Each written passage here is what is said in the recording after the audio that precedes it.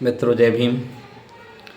आज आपके बीच में पुनः आपका देवी दिनासु एक विशेष बात के साथ हाजिर हूँ। आज देख रहे हैं इस देश के अंदर हालात किस तरह के हैं, किस तरह की हलचल मची हुई है। भारतीय जनता पार्टी के द्वारा कहा जा रहा है कि संविधान की प्रस्तावना से धर्मनिरपेक्ष शब्द हटा दिया जाना चाहिए। मध्य प्रदेश के 4 बार मुख्यमंत्री रहे शिवराज सिंह जी ने कहा संविधान की प्रस्तावना से धर्मनिरपेक्ष शब्द हट जाना चाहिए। जिस संविधान की प्रस्तावना की शपथ खा करके ये लोकसभा में सांसद रहे, मध्य प्रदेश के मुख्यमंत्री रहे, आज उसी संविधान में इनको खोट नज़र आने लगा। मेरे मित्रों, इस देश के अंदर जो अन्याय अत्याचार हो रहा है उस पर बात करने की बजाय ये संविधान पर छेड़खानी की बात करते हैं। ऐसा क्यों हो रहा है? ऐसा इसलिए हो रहा है कि इस देश का बहुजन समाज टुकड़ों में बटा हुआ है। आज देख रहे हैं हम आप कि कहीं बहुजन समाज के बेटे को दूल्हा बनने पर, घोड़े पर चढ़ने पर मार दिया जाता है, किसी मंदिर के अंदर जाने के नाम पर मार दिया जाता है, किसी को पानी का घड़ा छूने के नाम पर मार दिया जाता है, किसी को चेहरे पर मूंछ रखने के नाम पर मार दिया जाता है। और तो और इस देश के अंदर कथा कहने वालों के नाम पर कथावाचक को सर मुड़वा कर के और उसके ऊपर किसी नारी के मूत्र से उसे शुद्ध किया जाता है। और मध्य प्रदेश में अभी हाल ही में जिला अशोकनगर की मुगावली तहसील में एक घटना घटी जिसे 2 युवाओं को मल खिलाया गया। आखिर ये देश, इस देश की विचारधारा कहाँ जा रही है? इस देश को लोग कहा करते थे भारत सोने की चिड़िया है। ये सोने की चिड़िया का आज क्या हो गया? एक तरफ सरकार कहती है सबका साथ, सबका विकास, सबका विश्वास। क्या सबका विश्वास यही है? इस देश के लोगों ने सरकार को इसीलिए चुना जहां रोजगार पर बात होना चाहिए, जहां शिक्षा पर बात होना चाहिए, तो इस पर कोई बात नहीं हो रही।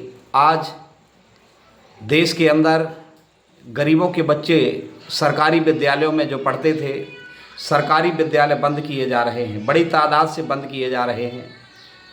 और शराब की दुकानें बड़ी तादाद से खोली जा रही हैं। क्या देश केवल शराब से चलेगा? शिक्षा इस देश के लिए ज़रूरी नहीं है क्या? अन्याय अत्याचार बहुजन समाज पर हो रहा है। मैं बहुजन समाज के भाइयों से और बहनों से निवेदन करूंगा कि इतिहास पढ़ो, इतिहास के पन्ने झांक कर देखो। हुक्मरानों के साथ कभी अन्याय अत्याचार नहीं हुआ करते। मानवर कांसीराम साहब ने कहा था तुम्हारे साथ अन्याय होगा, तुम्हारी बहन बेटियों के साथ बलात्कार किए जाएंगे, तुम्हारी कौम के साथ अन्याय अत्याचार होने के बाद तुम थाने जाओगे, थाने में तुम्हारी बात नहीं सुनी जाएगी, कोर्ट कचहरी जाओगे, उधर तुम्हें न्याय नहीं मिलेगा, फिर तुम आंदोलन करोगे, अनशन करोगे, न्याय पाते पाते तुम्हें काफ़ी देर हो चुकी होगी। देर से मिला हुआ न्याय की कैटेगरी में नहीं आता। मेरे मित्रों, इतिहास उठा करके देख लो।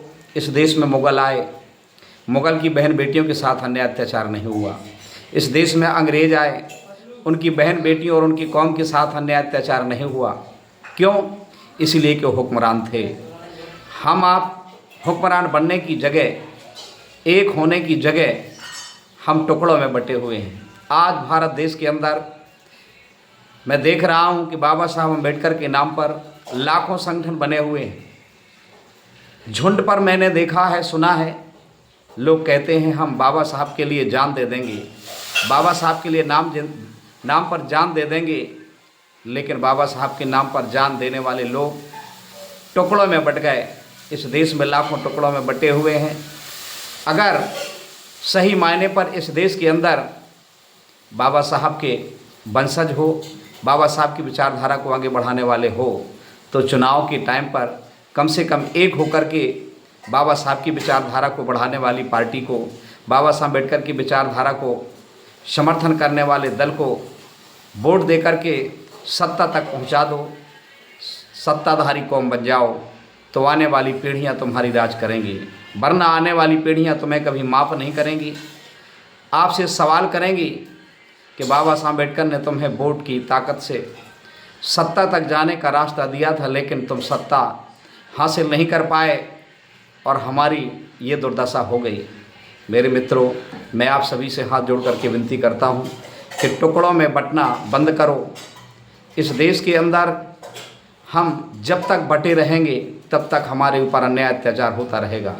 क्योंकि बाबा साहब ने कहा था शिक्षित बनो, संगठित रहो, संघर्ष करो। तो हमारी कौम से शिक्षा भी जाने वाली है, क्योंकि निजीकरण इसीलिए लाया गया है। आज निजीकरण के कारण हमारे राष्ट्रीय जो शासकीय विद्यालय हो बंद करके ठेकेदारों के विद्यालय खोले जा रहे हैं। अरे भाई, आप लोग अपने बेटी बेटियों को प्राइवेट विद्यालयों में पढ़ा तो लोगे, लेकिन जब सरकारी विद्यालय नहीं रहेंगे तो आपके बेटे बेटियां सरकारी मास्टर नहीं बन पाएंगी। जब सरकारी हॉस्पिटल नहीं रहेंगे तो आपके बेटे बेटियां सरकारी डॉक्टर नहीं बन पाएंगे। जब सरकारी कोई कार्यालय नहीं रहेंगे तो आपके बेटे बेटी सरकारी अफसर और अधिकारी कर्मचारी नहीं बन पाएंगे। जब निजीकरण लागू हो जाएगा पूरे देश के सारे विभागों में, फिर ठेकेदारों के द्वारा इस देश के सारे विभाग चले जाएंगे और चलेंगे। फिर आप लोग उसी गुलामी की जंजीरों पे जकड़ लिए जाओगे, जिससे कभी ये समाज पानी, शिक्षा और तो और दिन के चलने के लिए दिन के चल नहीं पाता था, मजबूर था। हाथों में हथकड़ी और पैरों में ऐसी जंजीरें पड़ जाएंगी जिससे कि आपकी कौम आने वाली सदा सदा के लिए अंधेरे में चली जाएंगी। इसलिए अगर आने वाली कौम को, आने वाले कल को आप उज्जवल बनाना चाहते हो तो निश्चित तौर पर हमें बाबा साहब के बताए हुए रास्ते पर एक होकर के शिक्षित होने के बाद हमें संगठित जरूर होना है। संगठित होकर के हमें सत्ता के लिए संघर्ष करना है, क्योंकि संगठन से आदमी के अंदर ताकत बनती है, ताकत से शक्ति और शक्ति से व्यक्ति राजा बन जाता है। तो मैं आपसे पुनः आज इस छोटे से वीडियो के माध्यम से आप तक निवेदन कर रहा हूं कि हम अपनी आने वाली पीढ़ियों के लाने एक बार पुनः एकजुट होकर के और बहुजन समाज को सत्ता के मंदिर तक ले जाने के लिए संघर्षरत हों और हम अपने संगठन को मजबूती प्रदान करें। बहुत बहुत धन्यवाद। जय भीम, जय भारत, जय जय कान्शी राम।